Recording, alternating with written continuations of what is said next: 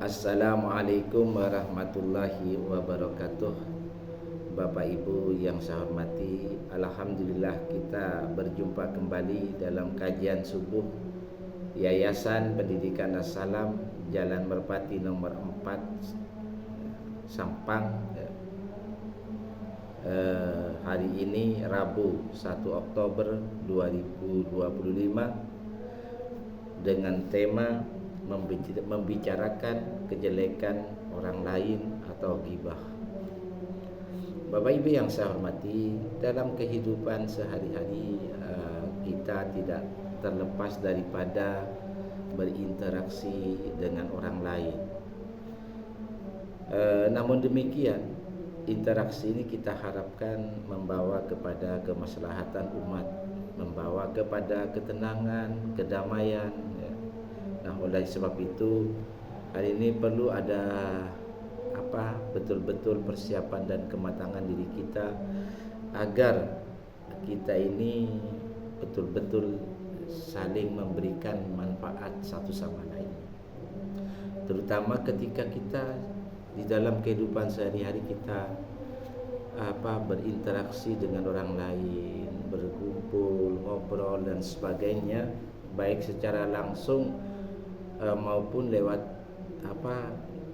kalau pada zaman sekarang lewat media sosial. Nah, terutama di sini masalah ghibah atau membicarakan kejelekan orang lain. Nah, ini perlu kita renungkan bersama Bapak Ibu. Jadi yang kita harapkan sebelum kita mengungkapkan sesuatu ide atau pikiran kita, maka memang kita harus perlu mencerna, mengkaji. Kira-kira ketika kita ungkapkan ini akan memberikan dampak positif atau memberikan dampak negatif. Kalau sekiranya memberikan dampak positif maka kita lanjutkan, tetapi kalau memberikan dampak negatif maka kita evaluasi ulang, Bapak Ibu. Membicarakan kejelekan orang lain atau yang disebut dengan ghibah ini memang tidak boleh kita lakukan, karena itu akan menyakiti orang lain, membuat orang lain tidak nyaman, membuat orang lain sedih, membuat orang lain tidak menyukai gitu. Walaupun pada kenyataannya itu memang kondisi orang itu seperti itu, dan ketika kita bicarakan orang itu tidak ada di hadapan kita, maka inilah yang sebenarnya yang disebut ghibah, Bapak Ibu. Nah, yang paling mendasar sebetulnya bagaimana kita biasakan kalau kita membicarakan sesuatu dalam sebuah komunitas, maka alangkah baiknya yang kita bicarakan itu yang baik-baik saja. Artinya yang memberikan manfaat. Apalagi yang kita bicarakan masalah kajian Al-Quran, masalah hadis dan sebagainya, itu luar biasa mengandung pahala kepada Allah. Ya. Kalau misalkan yang kita bicarakan justru yang tidak baik, maka ada perasaan orang lain yang tersinggung. Nah, ini yang perlu kita hindari. Namun apabila yang kita bicarakan untuk diri kita sendiri ya, sebagai renungan, maka sebaiknya kita itu membahas tentang keburukan kita, keburukan kita sendiri, lalu kita bahas sendiri, lalu sebagai evaluasi bagaimana langkah kita ke depan.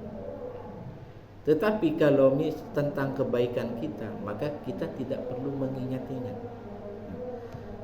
Memang untuk memulai rasanya sulit, tetapi kalau kita coba maka insya Allah bisa. Bapak Ibu yang saya hormati, mari kita renungkan sebuah ayat di dalam surat Al-Hujurat ayat 12. A'udzubillahi minasyaitonirrajim. Bismillahirrahmanirrahim. Allah berfirman, ya ayyuhalladzina amanu tatanibu kasiran minad dhanni, ya. Inna ba'dad dhanni ismun. Hai orang-orang yang beriman, jauhilah kebanyakan dari prasangka. Sesungguhnya sebagian prasangka itu adalah dosa. wala tajassasu, dan janganlah kalian mencari-cari kesalahan orang lain, wala yaghtab ba'dukum ba'dan, dan janganlah sebagian kalian menggunjing sebagian yang lain. Ayuhibbu ahadukum ayyakula lahma akhihi maitan, sukakah salah seorang di antara kalian memakan daging saudaranya yang sudah mati, ya. Wa karihtumuhu, ya, maka tentulah kalian merasa jijik. Wattaqullaha, dan bertakwalah kepada Allah. Innallaha tawwabur rahim, sesungguhnya Allah penerima taubat lagi Maha Penyayang. Nah, di sini Bapak Ibu, ternyata Allah Subhanahu wa taala sudah memberikan rambu-rambu agar kita ini menjauhi sifat daripada menjelek-jelekkan orang lain, ya. Tidak boleh. Jadi yang harus kita bicarakan adalah tentang kebaikan orang lain, ya. Kemudian keburukannya kita simpan, atau aib orang lain itu kita simpan rapat-rapat, Bapak Ibu. Bapak Ibu yang saya hormati, ya. Ada juga hadis Nabi yang memberikan motivasi kepada kita agar kita itu jauh dari ghibah. Jadi Rasulullah itu bersabda dalam hadis riwayat Ahmad, di antara tanda kebaikan Islam seseorang adalah mengurangi berbicara dalam hal yang tidak bermanfaat. Nah, ini yang perlu kita renungkan bersama. Bapak Ibu yang saya hormati, ya, apa penyebab orang itu membicarakan kejelekan orang lain? Jadi pada dasarnya, ya, orang itu sodernya bermasalah, ya, dadanya bermasalah, ya. Jadi orang itu membicarakan kejelekan orang lain karena pada dasarnya dia tidak suka melihat orang lain itu bahagia, memperoleh kenikmatan, ya. Jadi yang dibicarakan pasti kekurangannya terus, yang kebaikannya pasti akan tidak dibahas, ya, karena sudah penuh dengan kebencian, penuh dengan ketidaksenangan, penuh dengan iri, bahkan bisa jadi dengki dan sebagainya. Nah, ini penyakit-penyakit ini yang sebetulnya yang menyebabkan orang itu menjadi berghibah kepada orang lain. Nah, makanya di dalam Al-Quran itu, di dalam surat 6 ayat 125, jadi kalau mau mendapatkan petunjuk Allah, kata dalam ayat itu, ya, maka lapangkanlah dadanya, lapangkanlah sodernya, lapangkanlah paru-parunya. Jadi ya itu tadi, paru-paru atau soder secara batin itu, ya, penyakit-penyakit yang di dalamnya itu harus dikeluarkan, diangkat, ya. Sifat iri, sifat dengki, sifat membenci, sifat dendam, sifat amarah, emosi, ya, kemudian tidak suka orang lain, atau sifat-sifat buruk lainnya itu kita angkat, kita keluarkan. Karena selama itu terpendam di dalam dadanya, Allah tidak suka, Allah tidak akan mendampingi orang itu. Allah akan membiarkan dikendalikan oleh hawa nafsu dan setan orang itu. Dan orang itu dipastikan tidak mendapatkan petunjuk Allah, ya. Nah, itu yang menjadi penyebab kenapa orang itu mengalami sifat seperti itu. Sementara jiwanya itu terhambat karena sodernya itu mengendap sifat-sifat buruk. Jadi jiwa tidak bisa bekerja maksimal, ya, tidak bisa berkomunikasi dengan Allah sehingga cahaya Allah tidak bisa turun, ya, karena orang itu sudah dikendalikan oleh hawa nafsu dan fikirnya, ya. Sehingga orang itu mengalami hambatan untuk mendekatkan diri kepada Allah Subhanahu wa taala. Bapak Ibu yang saya hormati, ya. Kemudian daripada itu, ya, akibat daripada berghibah itu maka muncul ketegangan, ya, Bisa jadi orang itu tidak tegur sapa, bisa jadi orang itu menjauh, menghindar, betul. Dan biasanya orang yang bergibah itu melebar, Bapak Ibu. Jadi yang misalkan kita membicarakan kejelekan seseorang itu hanya satu, lalu muncul kejelekan yang kedua, muncul yang dibicarakan kejelekan yang ketiga. Nah, apalagi komunitas yang bergabung itu semakin banyak, Bapak Ibu. Nah, di situ akan menyebabkan sebuah penyakit, yaitu tadi akan menyebabkan orang itu timbul permasalahan, ya misalkan permusuhan, misalkan ketegangan, misalkan tidak tegur sapa. Lalu bagaimana solusinya? Solusinya itu tadi, angkat shodernya, kembalikan kepada Allah. Jadi orang yang membicarakan kejelekan orang lain itu sadar, ya, kemudian angkat shodernya, kemudian jiwa itu harus menguasai shodernya, ya. Jiwanya banyak berkomunikasi kepada Allah, berzikir kepada Allah, ya, seperti yang disampaikan di dalam surat Al-Ahzab ayat 41, 42, 43. Kita disuruh banyak berzikir kepada Allah, beristighfar kepada Allah, agar Allah menurunkan rahmat dan agar juga malaikat ikut mendoakan kita, ya.